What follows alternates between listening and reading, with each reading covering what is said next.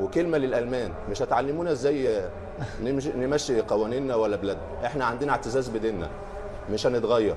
وبلاش نظره الاستعلاء ونظره العنصريه بالنسبه لنا.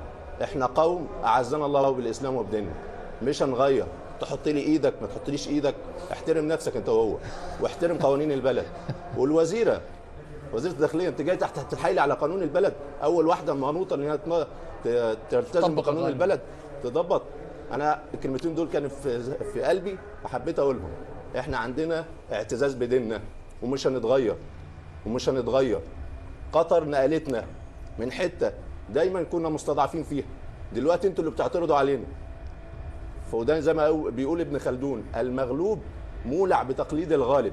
احنا كنا فتره من الفترات بنقلدكم، دلوقتي لا. الجيل الصغير وللاباء والامهات، خلي بالكم من ولادكم، خلي بالكم من اجيالكم، خلي بالكم من ولادكم، خلي بالكم من اجيالكم.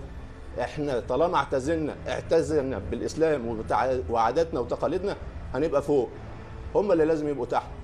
احنا بشر زيكم، ما تجيش تعلمني في بلدي او قوانين بلدي. احترم نفسك انت وهو.